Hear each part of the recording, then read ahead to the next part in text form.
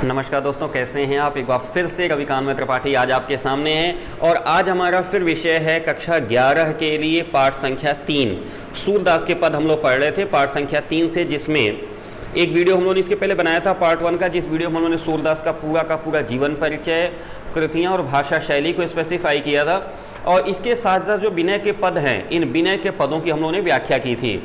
आज part number 2 यानी इसी वीडियो का मतलब चैप्टर संख्या 3 कक्षा 11 का जो यूपी बोर्ड का हम लोग पढ़ रहे थे सूरदास के पद, उसी का दूसरा पार्ट हम लोग आज बनाने चल रहे हैं और आज हम लोग वात्सल्य रस का वर्णन और भ्रमर गीत के कुछ पदों की व्याख्या यहाँ करेंगे। तो आइए एक बार फिर से आपका स्वागत करते हैं। स्वागत करने के साथ साथ छोटा सा रिक्वेस्ट है कि जो लोग भी हमारे चैनल पे आए हुए हैं हमारे वीडियो को प्लीज़ लाइक करते चलिएगा और यदि हमारा चैनल अच्छा लगे, यदि हमारी व्याख्या अच्छी लगे और यदि हमारे पढ़ाने का तरीका आपको अच्छा लगे तो प्लीज़ इसको आप सब्सक्राइब कर लीजिएगा। और आपके मन में किसी तरह का कोई क्वेश्चन हो या कोई शुभकामना हो तो प्लीज़ मैं रिक्वेस्ट करूंगा कि उसको हमारे कमेंट बॉक्स में ज़रूर डाल दीजिएगा। मैं उसको देखूंगा, अगर मेरे से कुछ कहने लायक होगा, बताने लायक होगा तो मैं उसका जवाब भी आपको जरूर दूंगा। तो आइए बिना कोई समय इन्वेस्ट किए हम शुरू करते हैं ताकि हम अपना वीडियो बहुत ज़्यादा लंबा ना खींचें। पद है वात्सल्य का। वात्सल्य का मतलब क्या होता है? पुत्रवत स्नेह। पुत्रवत स्नेह को वात्सल्य कहते हैं।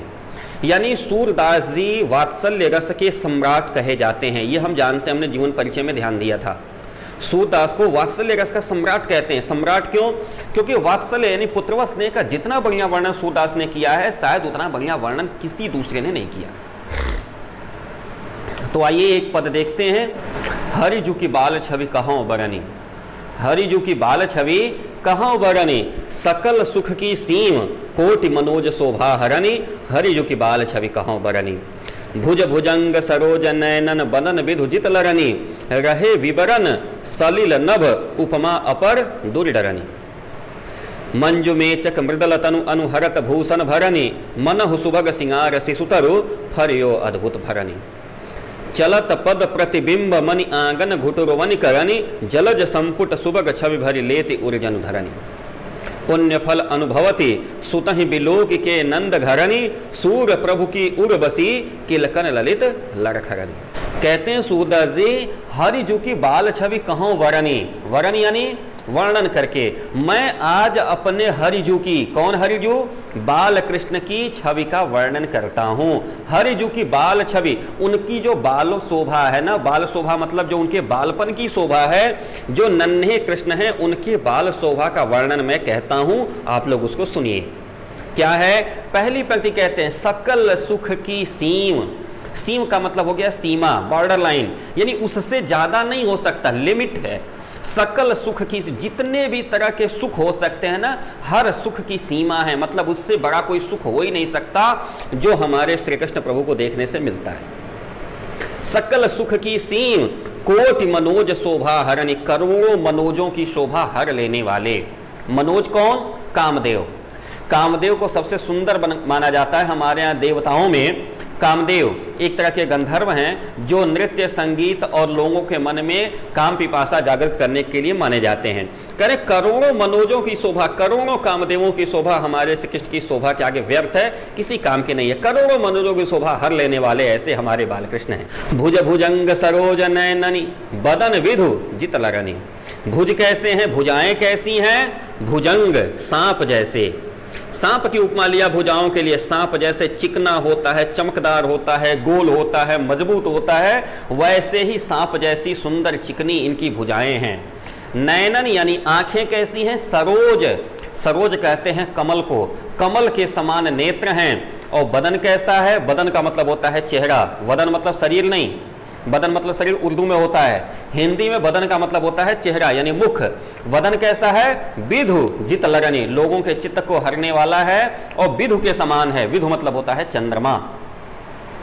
चेहरा कैसा है? चंद्रमा के समान है और जित लरनी और लोगों के चित्त को हर लेने वाला है, लोगों के मन को अपनी तरफ मोहित कर लेने वाला है। सुंदरता कैसी है कि जितनी उपमाएं हैं आकाश की और सागर की। देखिए धरती पे दो चीजें असीम हैं, एक सागर जिसकी सीमा पता नहीं चलती और एक आकाश जिसकी सीमा पता नहीं चलती। तो कह रहे हैं कि उपमाएं जो भी हैं किसकी? नभ और सलिल की। रहे विवरण, विवर का मतलब होता है बिल, उपमा का मतलब होता है जिससे आप किसी को बताएं कि नेत्र कैसे हैं, तो कमल के समान हैं, तो ये क्या है, ये उपमा है। तो कह रहे इस तरह की जितनी उपमाएं थी समुद्र में और आकाश में, सब जाके विवरण बिल में छुप गई डर के मारे। अपर दूर डरनी, डर के मारे दूर भाग करके रहे विवरण जाके बिल में छुप गई। यानी हमको पूरे समुद्र और पूरे आसमान यानी अखंड ब्रह्मांड में कोई ऐसी उपमा ही नहीं मिल पा रही है जिससे हम श्री कृष्ण की सुंदरता की तुलना करें कि श्री कृष्ण इतने सुंदर हैं। यानी श्री कृष्ण अपने आप में इतने सुंदर हैं कि उनके समान सुंदरता बताने के लिए कोई उपमा ही नहीं बची है। जो उपमाएं थी वो डर के मारे जाके बिलों में छुप गई हैं। आगे लिखते हैं मंजु मेचक मृदुलतनु अनुहरत भूषण भरणी। मंजु मेचक मृदुलतनु, मेचक का मतलब होता है बाल।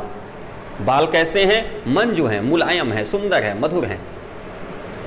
तनु यानी शरीर कैसा है, मृदुल है, वह भी सुंदर है, मुलायम है, चिकना है। मंजु मेचक मृदुल तनु, और क्या है, अनुहरत भूषण भरणी, और उसके ऊपर से आभूषण लदे हुए हैं। क्या सुंदरता बन रही है।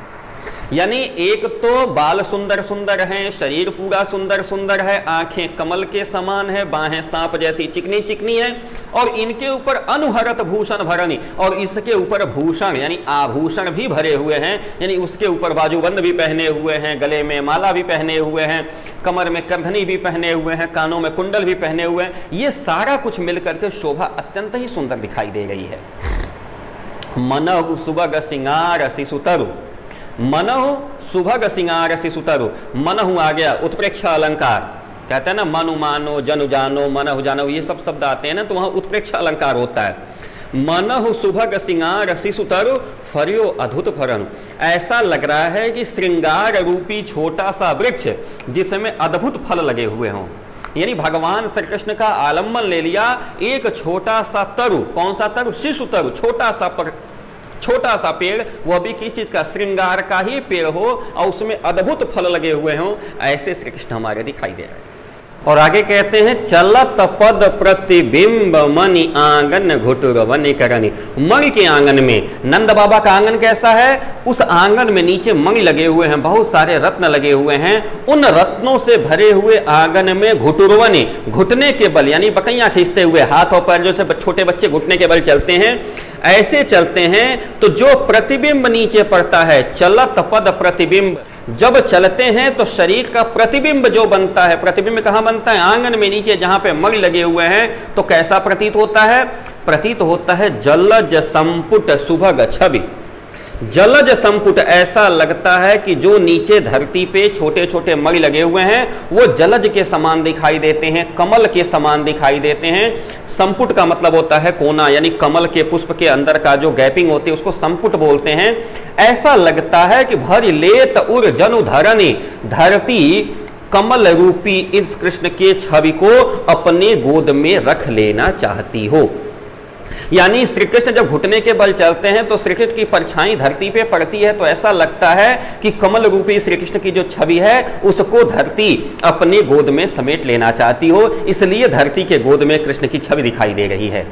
और अंत में लिखते हैं पुण्य फल अनुभवति सुतहि बिलोकी के नंद घरनी, कहते हैं नंद घरनी, नंद घरनी यानी यशोदा, नंद की घरनी, नंद की पत्नी यशोदा श्री कृष्ण की इस बाल सुंदरता को देख करके पुण्य फल का अनुभव करती हैं कि बहुत सारे जन्मों का पुण्य मेरा फलित हुआ है, तब ऐसा सुंदर बालक मेरे घर आया है। सूरदास जी कहते हैं प्रभु की उर्वशी किलकत लरनी लड़खरनी, सूरदास जी कहते हैं कि और यशोदा अपने हृदय में बसा लेना चाहती हैं, क्या, किलकती यानी खिलखिलाती हुई जो हंसी है, और लड़ती लड़खड़नी, और चलते समय जो लड़खड़ा करके भगवान गिरते हैं, चलते हैं, उठते हैं, गिरते हैं, इसकी जो सुंदरता है सूरदास जी कहती हैं कि ये उर्वशी, ये हृदय में बस जाती है, ये हृदय से बाहर निकलने का नाम नहीं।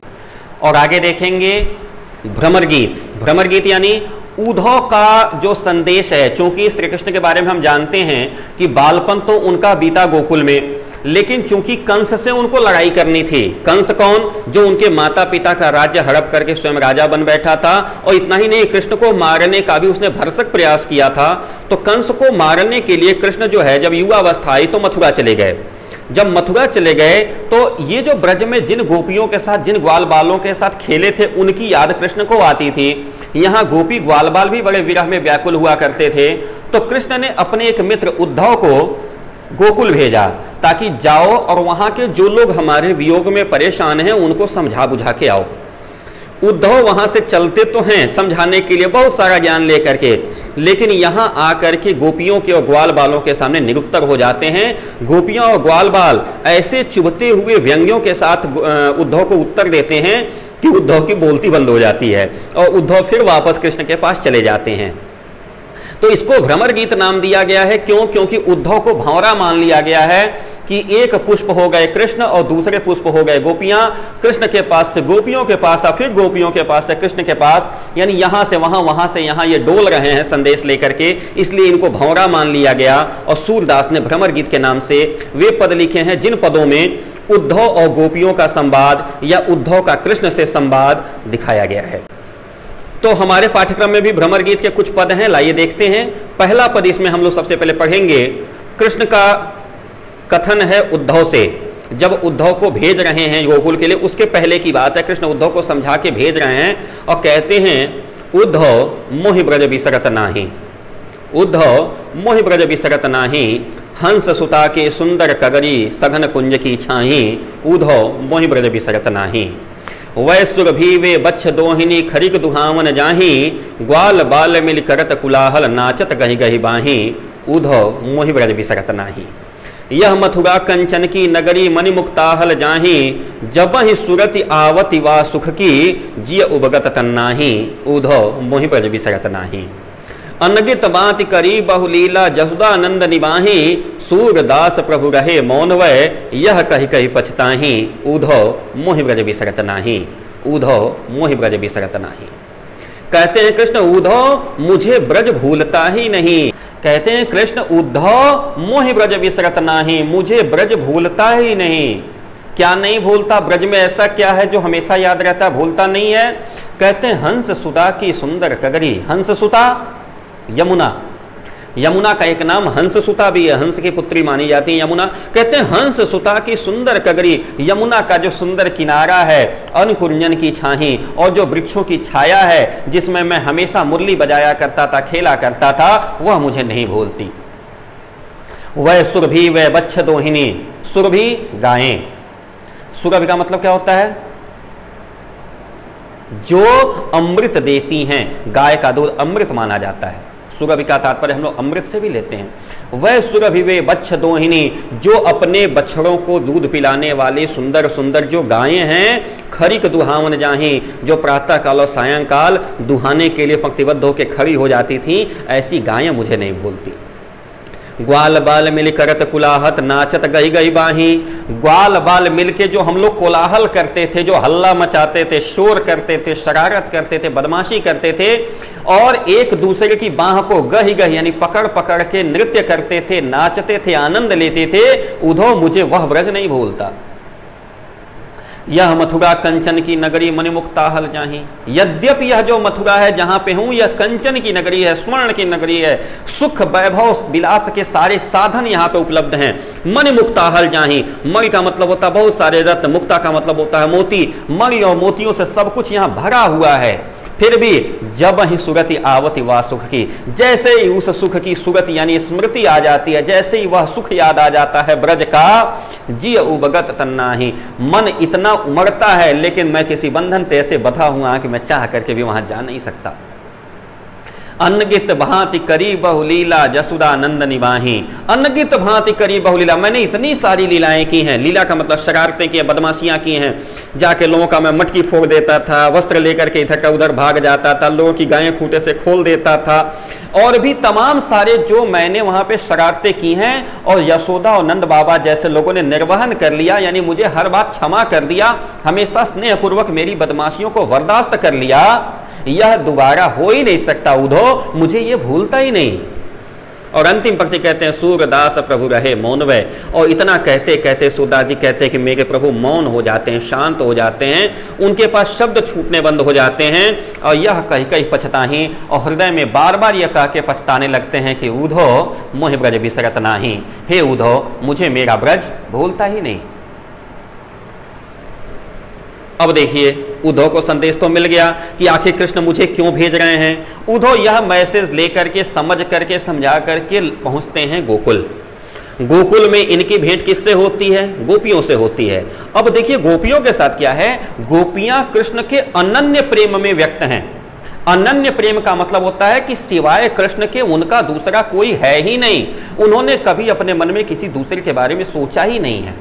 अब ऐसी स्थिति में जिसके प्रति अनन्य भक्ति होती है ना, उसके प्रति दूसरी कोई बात समझ में आती नहीं। कहती है गोपियां बिन गोपाल बैरिन भई कुंजे, बिन गोपाल बैरिन भई किंजे, तब वह लता लगति तन शीतल, अब भई विषम ज्वाल की पुंजे, बिन गोपाल बैरिन भई कुंजे।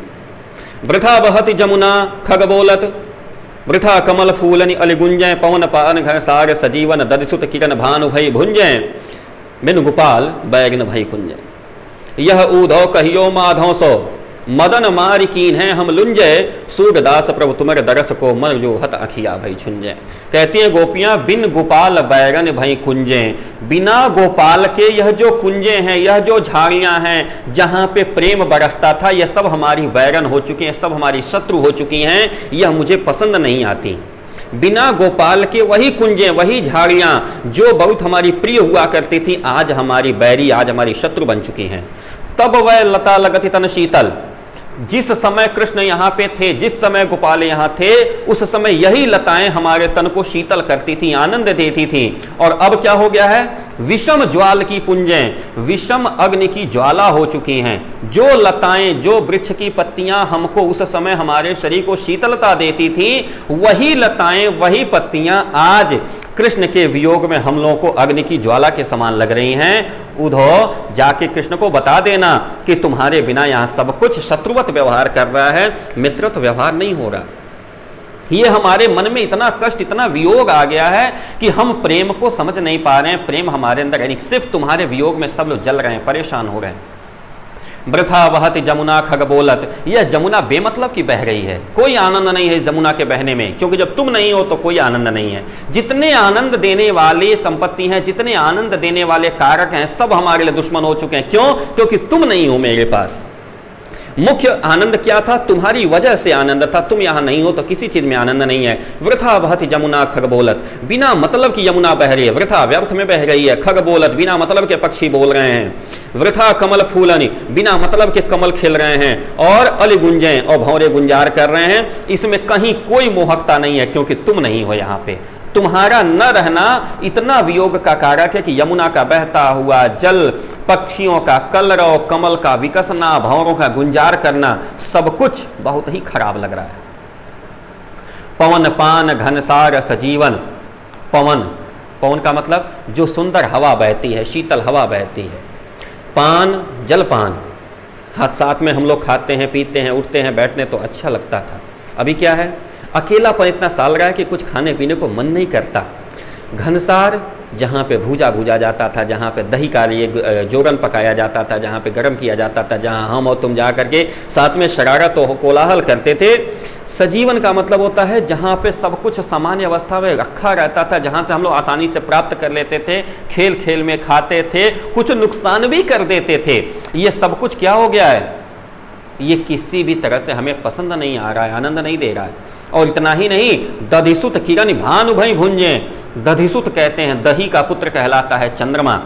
दधि का पुत्र चंद्रमा, चंद्रमा के अंदर भी शीतलता होती है। जैसे गर्मी में दही खाने से शीतलता मिलती है, चंद्रमा शीतल होता है। कहते हैं दधिसुत किरण, चंद्रमा की जो किरणें हैं, जो चांदनी है ना, वो भानु भई भुंजे, वो लग रहा है सूर्य की किरणें हो गई हैं और इस तरह से हमको जला रही हैं।